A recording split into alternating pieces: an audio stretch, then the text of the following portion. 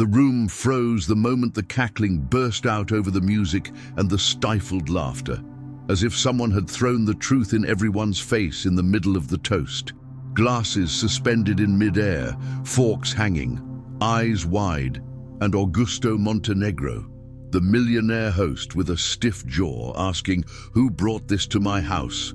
Unable to believe what he was seeing. A live chicken, its bright feathers reflecting the chandelier, running across the Persian rug like a lightning bolt off script.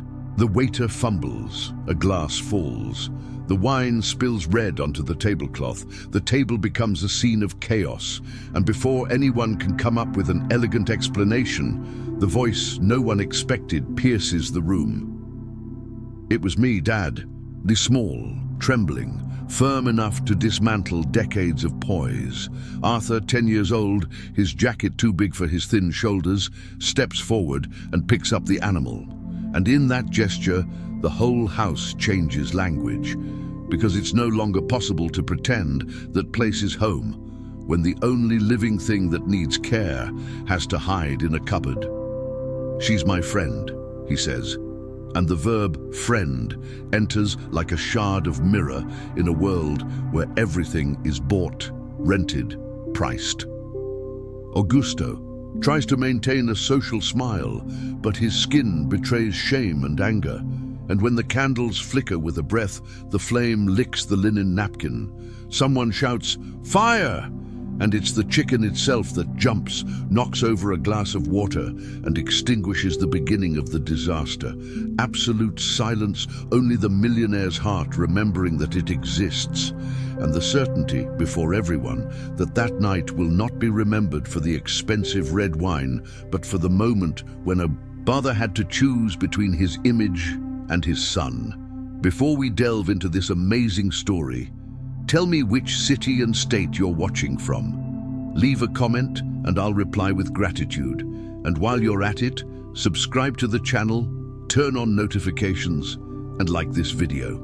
We want to share more stories like this. Augusto Montenegro was the type of man who would trade affection for spreadsheets without hesitation. Waking up at 5 a.m., running on the treadmill, meeting at 7:30 a.m., and 3 international calls before 10 a.m. A business lunch, metrics checklist, budget approval, chronic rush, rare praise, easy reprimand. If something broke, someone paid for it. If something was late, something else fell. Because in his world, the rule was control, and control for him looked like silence. Since Arthur's mother passed away, the mansion had become too big for a boy and too cold for any memories, with corridors that smelled of expensive flowers and no sound of laughter. The boy grew up amidst, "Don't touch that. Don't. Run here. Don't make noise," learning to be invisible without anyone needing to teach him. In that routine, the only thing left alive was the garden, birds landing on the wall, butterflies in the flower beds. And it was there that one morning when his father was yelling on speakerphone about deadlines, Arthur heard a distressed chirp and found the little hen huddled behind the hydrangeas, wing drooping, mud stuck to its feathers, fear in its eyes. He looked around, hid it under his sweatshirt, and ran to his room with a simple decision that children make without a speech. "I'll take care of it." He improvised a nest with an old towel, a basin of water, breadcrumbs borrowed from the kitchen, named it Nina. And that routine of hiding and affection became the only piece of the world in which the boy was in charge. The problem is that, in the same week, Augusto was planning the dinner for millionaires, investors, politicians, columnists, the Montenegro standard night, as he kept repeating. For this man, perfection was the opposite of life, and he didn't yet know that a tiny bird in a child's cupboard had begun to reprogram the entire house without asking permission. The days leading up to the dinner were a choreography of hurried steps and sharp orders, lighting tests in the hall, adjusting the height of the arrangements, changing napkins because off-white doesn't go with marble, aligning places according to the importance of each guest. Augusto traversed the rooms like an impeccable inspector, checking cutlery, testing sound, rehearsing speeches about discipline and victory. and each, "Correct," he uttered, pushed another brick into that invisible wall. Between him and his son, Arthur in turn planned another logistical plan: hiding Nina, cleaning feathers, renewing water, reducing noise. He discovered that if he left the towel forming a little tent, the hen calmed down, that if he stroked the nape of her neck with 2 fingers, she would doze off, and that whispering, "I'll be right back," seemed to work like a spell against anxiety. On the afternoon before the event, fate decided to play a trick. A chambermaid opened the closet to change the sheets. Nina pecked at the door and jumped. Arthur flew after her. The hallway echoed with hurried footsteps, and at that very moment, Augusto was climbing the stairs discussing a contract. "What's all this commotion?" He stopped. The boy, his heart in his mouth, froze in front of his father. The chambermaid, pale, pretended she had spilled water and needed a cloth, and the millionaire, suspicious, grabbed the closet handle. "Open it!" On the other side, a silence good for hiding. Before Arthur, "Good answer," the head chef shouted from the ground floor that a shipment of seafood had arrived too hot. "You need to decide now, sir." Augusto let go of the handle, cursed the supplier's incompetence, and went downstairs spitting fire. The boy slid the latch and hugged Nina, sweating profusely, and this near miss made everything more tense, as if an invisible clock were ticking towards collapse. On the morning of dinner, the violence of perfectionism reared its head. The gardener, a man with worn hands, was 2 centimeters off the position of a vase. "Put that back now," Augusto thundered. The man said the base was crooked and the plant would topple over, and the boss, without looking, called him lazy, threatened dismissal, humiliated him right there. "Whoever doesn't deliver leaves." Arthur watched from the stairs, his chest burning, the urge to shout that his father was wrong and the cowardice of a boy who knows the size of an adult's scream. That night, on the bedroom floor, he whispered to Nina that he would never leave her, even if the whole world laughed at us. And the little bird, as if understanding, closed her eyes, resting on his palm. Meanwhile, the mansion set the stage for the spectacle. Polished silver, sparkling crystals, a menu printed on thick paper, and a hidden animal breathing beneath the clatter of cutlery. It was bound to fail. When the cars pulled up to the door, protocol took over. Driver opens the door, valet disappears with the vehicle, host extends hand, column photographer flashes a picture, small greetings exchanged between those who politely dislike each other. Augusto flashed his magazine-worthy smile, distributed "What an honor" and "What a pleasure" with the same naturalness with which he signs off on a cost-cutting agreement, and led the guests to the large table that displayed power in every detail. Arthur beside him was a neatly groomed ornament, his gaze traveling to the upper floor, where the wardrobe hiding Nina looked like a heart beating too loudly. The background music filled the empty spaces, the first wine circulated, the amuse-bouche elicited technical comments, and the speech followed.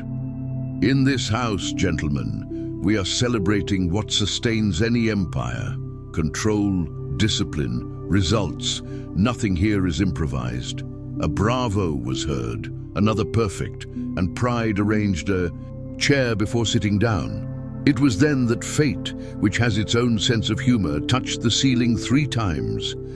Tock, tock, tock. And someone murmured that it must be the wind, that even in mansions there's etiquette. Arthur held his breath because he recognized the beak beckoning, and his heart became a pendulum of an out-of-sync metronome in the following seconds. "Relax," his father whispered without looking, as if his son's nervousness were embarrassment that would pass with practice. But the nervousness wasn't fear of people. It was fear of losing what he loved. SimplecacarejoHe, she came like a trumpet out of tune in the middle of the orchestra, and heads turned toward the stairs the instant the hallway door opened by itself, letting through a small, curious, immensely alive body. Nina entered like a scene no one had rehearsed. She crossed the carpet, looked at one chair, pecked at another, climbed onto the step at the base of the sideboard.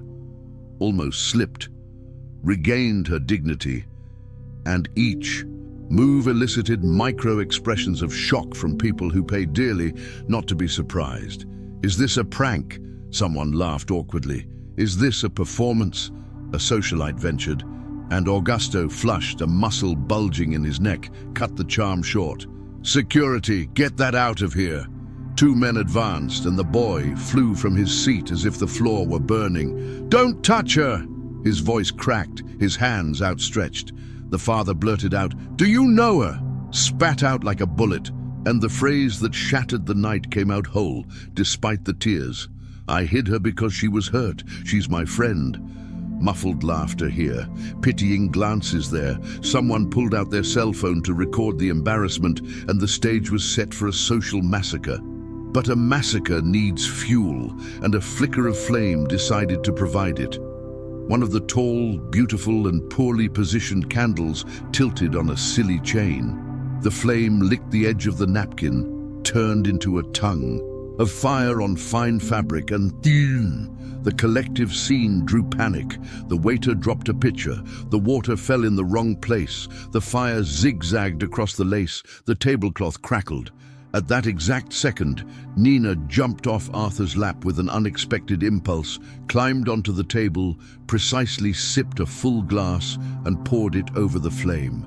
The sound of psh, the air cut through. The smoke rose clean. The fire died down. Silence. Goblets in stone hands. People who had learned to talk a lot and say little were left without a script. And the first living thing that moved was Augusto's chest, remembering that he breathes without permission. Arthur, panting, embraced the bird, and the room learned the vocabulary of a real fable. Sometimes the one who puts out the fire is the one you wanted to take out of the photo. Shame changed owners, ran through the host's expensive suit, and he didn't have PowerPoint for that. He saw his son with teary eyes, perceived the ridiculous circle of people classifying the world with labels, and felt that if he opened his mouth in the old way, he would lose something he would never recover: his son. The aftermath of the chaos brought a sincere silence, unlike the kind that frames mansions. It was the silence of people thinking, something rare at dinners like this. Augusto looked at the boy, felt ashamed of the recent shouting, the humiliations distributed by centimeters, the cowardice disguised as posture, and took a step he wouldn't have taken 2 hours before. He approached without posing, lowered his body until he was at his son's height, and said in a volume that everyone heard because everything there needed to be public, "I'm sorry, Arthur." The word lingered like something fragile and precious, and he continued, his voice faltering in a place he didn't recognize. "I was wrong. I'm in charge of many things, but I don't know how to be in charge of what matters. You showed me, she showed me." The guests, perplexed, saw the Iron Man admit his mistake without excuse. Someone started clapping, another joined in, and the applause ceased to be just for etiquette and began to come from somewhere good.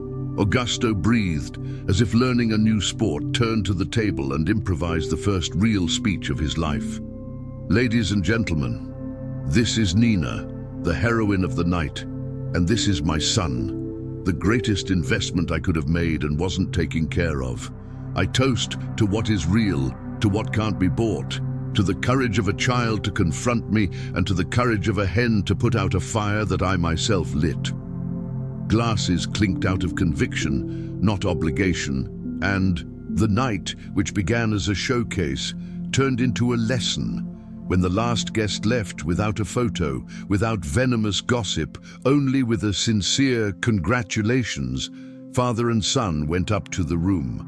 Augusto saw the improvised nest, the old towel with the scent of care, the crooked basin, and that moved him more than the entire wine cellar. "Can she stay?" Arthur asked, afraid of hearing again the no that governs mansions. "Yes, and not only yes. Tomorrow we'll build a place for her in the garden. You and me," the boy insisted. "You and me."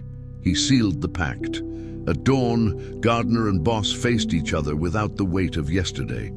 "Sorry, I spoke to you as if you were a plant and I a pot." Augusto broke his own arrogance.